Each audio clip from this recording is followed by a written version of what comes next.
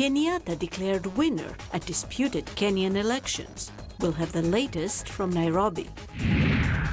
Investigations on Russian meddling in the US elections reach a critical stage as first indictments are issued. Lagos Fashion and Design Week set the trend all over Africa. Africa 54 starts right now. Good evening, I'm Esther Githu. You at in for Vincent Makori, who will join us shortly from Nairobi. This is Africa 54. We begin with politics in Kenya, where moments ago the country's electoral board declared incumbent President Uhuru Kenyatta the winner of last week's presidential vote. IEBC Chairman Wafula Chebukati said Mr. Kenyatta won by 98.2% of the valid votes cast. Chebukati also said the presidential rerun was free, fair and credible. Kenyatta's main challenger, Raila Odinga, withdrew from the race earlier this month, saying the electoral board could not hold a credible election after it rejected the opposition's demands for reforms. Now, joining us via Skype from Nairobi is Africa 54 Managing Editor Vincent Makori. Good evening, Vincent. After this huge announcement, what is the reaction in Nairobi? Well, good evening, Esther. We have to say the reaction is just not just in Nairobi, but in all the strongholds of Mr. Kenyatta. We've seen Gatundu, Nyeri, and other areas that voted for him. It has been jubilation, celebration. Of course, what exactly was expected, everybody knew very well that after Mr. Raila Odinga withdrew from this race, it's going to be Uhuru Kenyatta. The only question was, will he meet the constitutional threshold, which the commission, the Electoral Commission chairman said he did meet the constitutional threshold to qualify to be president. Turnout, of course, has been a big discussion. Was very low, about 38 point something percent, and therefore there are people who are wondering whether this was satisfactory in making him feel that he has the legitimacy to rule the country. Nevertheless, Mr. Uhuru Kenyatta, after receiving his certificate, indicated that the 7.4 million votes that he received validated his victory of August the 8th, which he says he believes he won, and the Supreme Court did not exactly say did not win, but faulted the transmission of the results by the IEBC.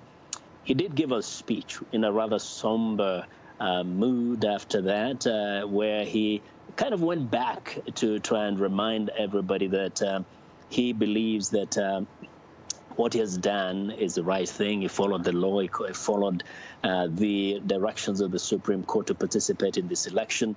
He went on to castigate his main rival, Raila Odinga, for having not participated in this election, and said Mr. Raila Odinga, by not doing so, literally disregarded an order by the Supreme Court. And we can say largely his speech was actually a political speech, which was not so much a jubilant one. It was more of a kind of a serious political speech, which was meant to cast his opponent as a person who was bitter, who tried to interfere with the process. Now, Vincent, we know that Mr. Odinga has repeatedly called this rerun a sham. Has he spoken since Mr. Kenyatta was declared the winner?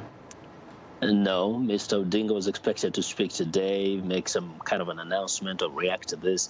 But instead, he has postponed this to tomorrow. We expect to get some reaction from him tomorrow. That's Tuesday, by around 10 or 11. And so we'll get to hear what he says. Obviously, he's going to still continue saying this is a sham election. In fact, Mr. Kenyatta said he anticipates someone to go to court, and he has asked them to exhaust all the legal processes, and thereafter, if he's declared the president, he can have conversations with him. Vincent, thank you very much. Africa 54 Managing Editor Vincent Makori reporting live via Skype from Nairobi. Now, tensions appear to be growing in Kenya in the wake of the presidential election rerun and an opposition boycott. Mohammed Yusuf reports from Koguta, a village bordering the predominantly pro-opposition Western Kenya region and the Rift Valley region, where people have historically backed the ruling Jubilee Party. Please note, this story contains graphic images. Viewer discretion is advised. A standoff at the border between the western Kenya and the Rift Valley regions. The body of an elderly man was found Sunday on a sugarcane field outside Kuguta village. The cause of his death has not been determined. There is a deep cut on the back of his head. Angry men have gathered armed with spears, machete, bows and arrows. The death came a day after the two communities promised to end the hostilities. Kuguta sits between the Kalenjin community that supports President Uhuru Kenyatta and the Luo community that is loyal to opposition leader Raila Odinga. The people of Luo community say enemies are trying to push them off their ancestral land. They do not want us here. This is where I was born and my father was born here. These people came here just the other day. They have not even been here for 3 years. They are the ones who have killed my brother. Tensions have resurged amid the disputed presidential vote. We want to tell the security agencies it is upon them to keep law and order. And we will maintain and preach peace. But peace can only go to an extent where there is justice. We want justice to be meted on the people of Kuguta. They will not be butchered again. Less than a kilometer away from the body, armed Kalenjin youth watch. They say their neighbors have been blocking roads and prevented them from voting in the rerun election on Thursday. The Luo neighbors declined to be interviewed. Police have called on both communities not to seek revenge and vowed action against anyone who commits violence. Mohamed Yusuf for VOA News, Kuguta, Kenya. Now, for more analysis on the political developments in Kenya, Professor David Monda joins us from our New York office. Welcome to Africa 54 again, Professor Monda. Thank you for having me. Now, with this new announcement, do you see any legal challenges arising for President Kenyatta? I would be surprised if there are no legal challenges. There's probably three major fronts on which legal challenges could be presented. The first is in relation to the conflictory numbers presented by the chairman of the IEBC and the eventual results. Secondly, the whole wider issue of the server and the KIM system that the Secretariat and the IEBC refused to have opened up and audited independently, which the court had declared. And thirdly, you could have citizens file petitions in the Supreme Court to have the election nullified based on the Odunga ruling from the High Court that the election officers in the 291 constituencies were irregularly gazetted or irregularly put into office. So there's a whole different range of legal challenges, and I anticipate a lot of them getting into court. We've read in the newspapers where Deputy President William Ruto was talking to Al Jazeera Network saying that yes, Mr. Odinga is demanding another rerun within 90 days, and that is unconstitutional. So what is constitutional? Because every one of them claims to be following the Constitution of Kenya. Well, what's constitutional depends on the political side that's speaking. Obviously, from the government side, they feel that a court order was placed for a rerun election, and that has already happened. On the opposition side, they say that there are certain irregularities and minimum standards which were not met for the election. So ultimately, this case will have to be settled in court. Now, my concern here is with the intimidation of a lot of the Supreme Court justices, the partisanship on the Supreme Court in relation to justices not appearing to hear cases, and the wider framework within which the executive, the president, and a lot of senior government officials have been intimidating the justices. You really wonder whether the justices can make a fair ruling in terms of a lot of the petitions that are brought before them. Very quickly, Professor Monda, what do you expect from Mr. Odinga tomorrow? Because he did not make his major announcement that he wanted to make today. I think he wanted to hear what the president has to say, but I'd anticipate from his end a major legal challenge in the courts and a wider demonstrations and boycotts on the streets to challenge the re-election of President Uhuru Kenyatta. Professor Monda, thank you very much for your insight into Kenya's politics. David Monda is a political scientist at City University of New York and a native of Kenya. Moving on to the Democratic Republic of Congo, where violence has broken out between security forces and protesters who were demanding the departure of President Joseph Kabila. One police officer and one civilian were killed during Monday's clashes in the eastern city of Goma. Kabila's mandate expired in December last year. The National Electoral Commission announced this month that an election to replace Kabila cannot take place until April 2019. Activists called for a general strike on Monday to protest against the election delay. The postponement has fears of an escalation of violence in Congo, which is Africa's biggest copper producer.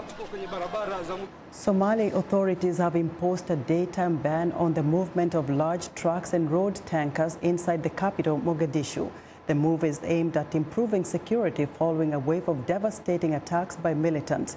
At least 23 people died in an attack on the popular Naso Hablod Hotel in Mogadishu at the weekend.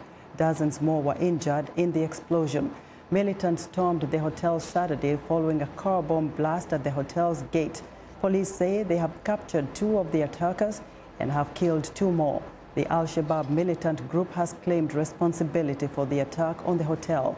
There was a second car bomb blast Saturday near the former Parliament building. The extent of the damage from that explosion was not immediately clear.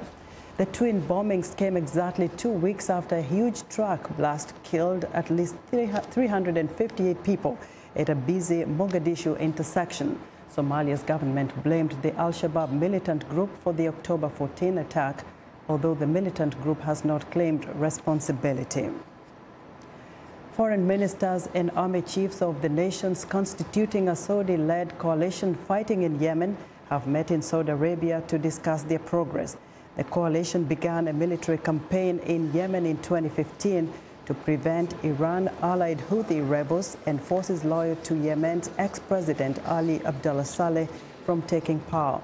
Saudi Foreign Minister Adel Jubeir addressed the meeting, listing a range of violations he said had been carried out by Houthi forces in the country.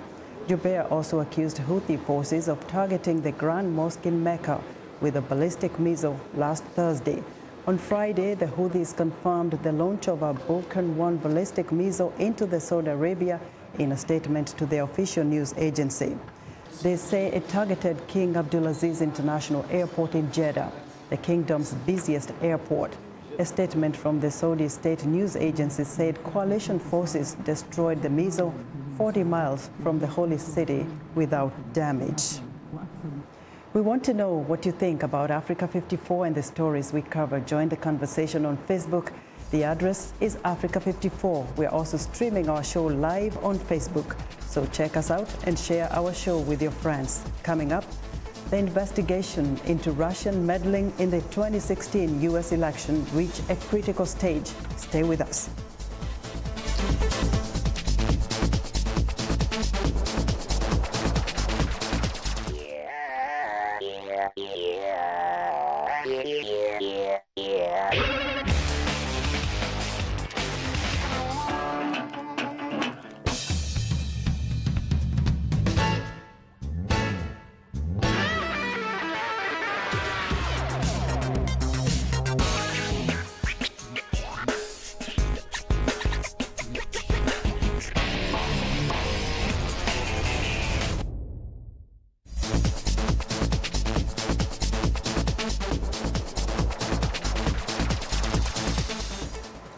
Now, Washington is abuzz after the investigation into Russian interference in the 2016 U.S. election reached a critical stage Monday. Indictments were issued against Paul Manafort, the former campaign chairman for President Donald Trump. Manafort's longtime associate, Richard Gates, was also indicted. The two turned themselves in to the FBI on Monday. The 12-count indictment includes conspiracy against the United States. VOA's Michael Bowman has more. Until now, Special Counsel Robert Mueller has been on a fact-finding mission about Russian efforts to impact the 2016 presidential contest and any collusion by President Donald Trump's campaign. Actual charges would mean the investigation uncovered enough incriminating evidence to convince citizens serving on a grand jury that legal action, including possible arrests, is warranted. It's supposed to be kept secret. A U.S. cable network was first to report the news Friday. There are very strict criminal laws about disclosing grand jury information. Now, depending upon who disclosed this to CNN, it could be a crime. From the start of the Russia investigation, much attention has been focused on former Trump campaign manager Paul Manafort. If it is Paul Manafort, and he has apparently told others that he expects to be indicted, it may help us answer one very central question in the investigation, and that is, we know that the Russian government, through intermediaries, was reaching out to the Trump campaign, reaching out to Paul Manafort and others, and offering information on Hillary Clinton they thought would help the Trump campaign. The question is, who gave what to whom as a result of these overtures? On Sunday, Trump took to Twitter to once again blast the probe as a phony and partisan witch hunt. The president also highlighted recent news reports that Democrats contributed funding for a research project conducted by a former British intelligence officer that yielded explosive, unproven allegations against Trump. Our position hasn't changed since day one, and I think we are seeing now that if there was any collusion with Russia, it was between the DNC and the Clintons, and certainly not our campaign. Congressional probes have yielded public testimony that Russian orchestrated hacking and disinformation campaigns targeted rather than helped Democrat Hillary Clinton's 2016 presidential campaign. On Tuesday, social media executives testify on Capitol Hill about steps they are taking to insulate their platforms from foreign messaging on U.S. political campaigns. I was concerned at first that some of these social media platform companies did not take this threat seriously enough. I believe they are recognizing that threat now. Bipartisan legislation has been introduced mandating that Facebook and other companies provide information about the entities that fund political advertising on their platforms. Michael Bowman, VOA News, Washington. Now, for more on this investigation, I'm joined by VOA contributor Greta Van Susteren. Greta, welcome to Africa 54. Thrilled to be here. I am curious to know, what does this really mean for Manafort, Gates, the White House, and even the country at large? All right. Well, first of all, the indictment today against Manafort and Gates, that has probably nothing to do with the Trump White House and the campaign, as far as we know now. It has to do with their conduct, what the indictment is, and it's just a paper charging with a document. There'll be a trial later. It says they were cheating the United States out of tax money and that they were laundering through other countries. They were getting money from Ukraine, and also said they failed to register as foreign agents when they were lobbying on behalf of Ukraine. Now, that has apparently nothing to do, because that preceded the White House or the Trump campaign.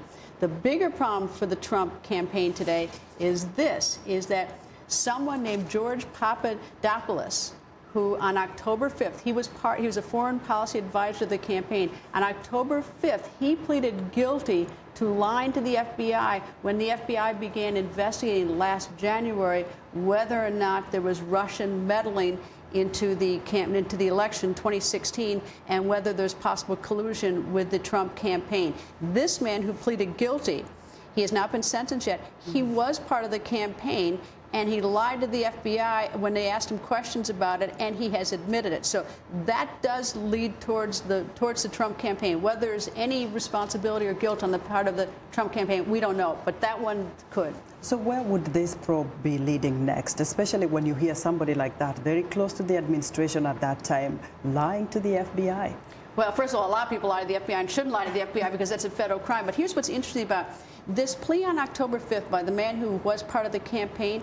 He has not yet been sentenced. He'll be sentenced some other time, but I was a criminal defense lawyer. But the reason why someone pleads and you don't sentence them right away, you waited a long time, is because you want to hold it over their head so that the person doesn't wander off and decide to change a story. And it's also to encourage other people to come forward, because whoever comes forward first with information gets the best deal from the government. Because this man who pled guilty on October 5th, I'm sure he's hoping for probation. And right now, is the more he cooperates with the prosecution, the more likely he's going to get probation. I don't know that he will. But that's been unsealed today. That's the big surprise. Now, Greta, do we expect more bombshells, more indictments? Who is probably next? Well, we always expect bombshells. I mean, this is Washington, D.C., after all. But this is an effort to see whether or not there was corruption in our election. And, we take it very seriously. We're having a very rigorous investigation, although it's not without some controversy. Some people think it's a witch hunt. Some people think it's trying to get to the bottom of it. But we are just at the very beginning of this. This is by no means the end. In fact, Manafort and Gates, who've been indicted, not convicted, but indicted on these financial crimes and fraud against the United States, they'll have a trial probably a year from now. The man who pleaded guilty, that's the tip of the iceberg. Something's going on in this investigation, but we don't yet know. This is just the beginning. Oh, Greta, thank you so much for your insight into this. Greta Van Susteren is a VOA contributor. Now it's time for a short break. Still to come on Africa 54. Lagos Fashion and Design Week sets the trend all over Africa. We'll be right back.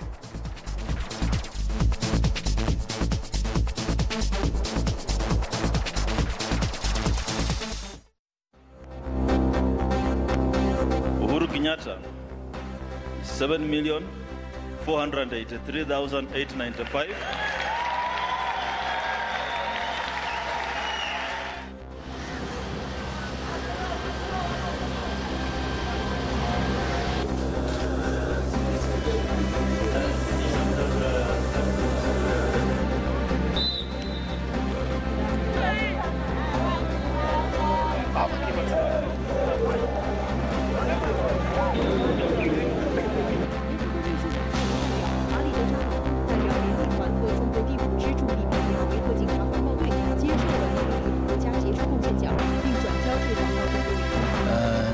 Using the creative minds investing in my country. There are many Chinese contractors. This is BizBeat. Spain is considered the world's top exporter of wine, shipping more than 20 million hectoliters every year. And now a group of drink makers in Bilbao, Spain, want to add to the red and whites with a new kind of wine, blue wine. Tay McCarthy is one of the creators of GIC Live. Some might say sweet, some might say not sweet enough.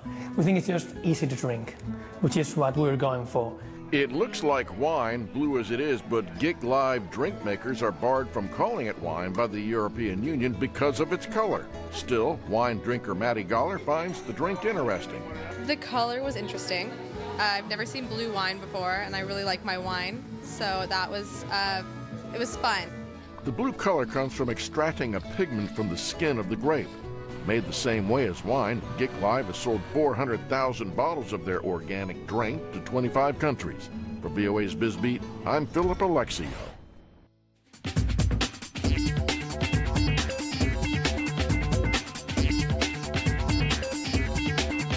Welcome back to Africa 54. Here's what's trending.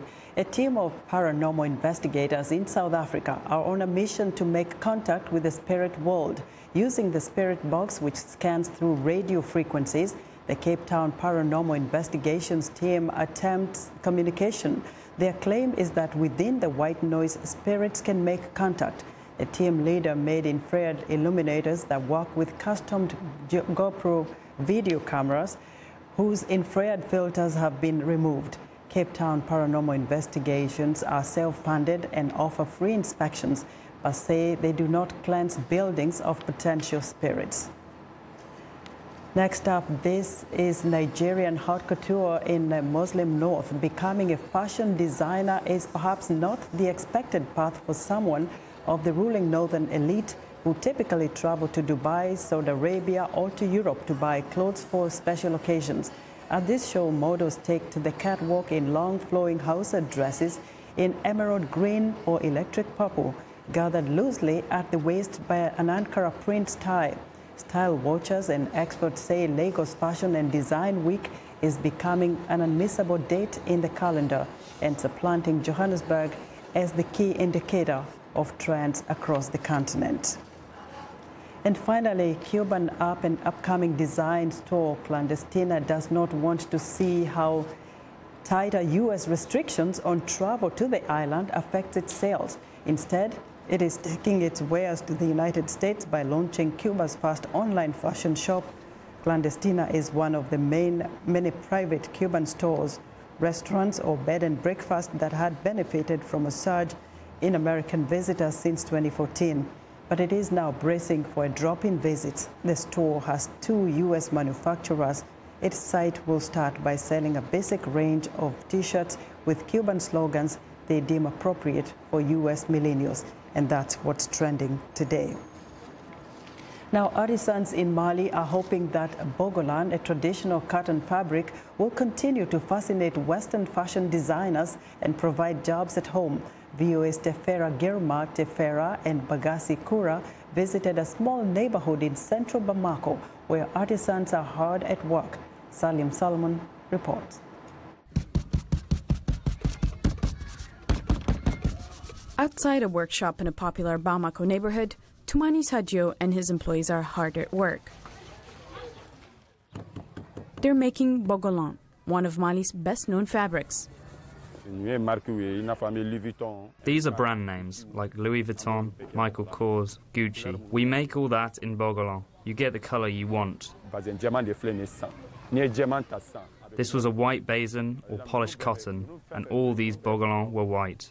The Bogolan, which means made of mud, is a handmade cotton clothing that is dyed in special tree leaves and painted with fermented mud. 35-year-old Sadio left his office job a few years ago to embrace the craft full-time. I brought a lot of innovation to the Bogolan. I created this business to give jobs to unemployed young men. I train them.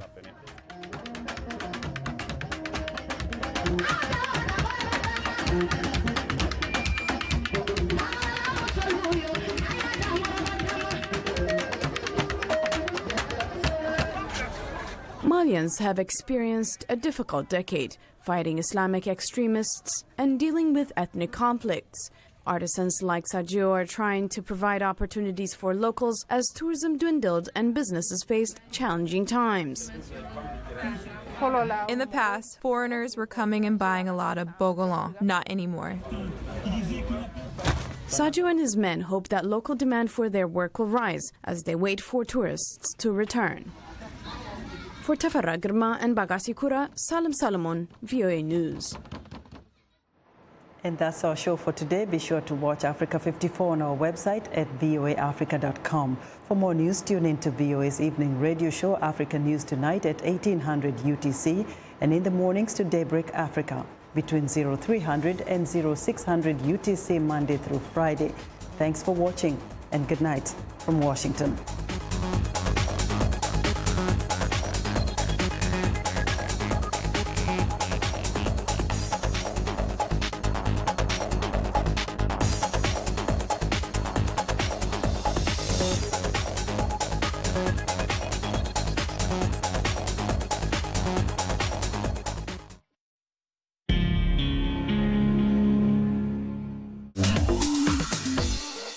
Welcome to English in a Minute. Today's episode won't cost you anything.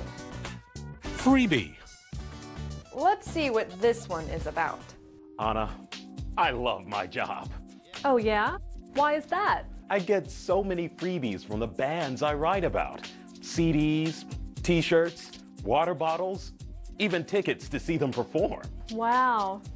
The only freebie I ever got from my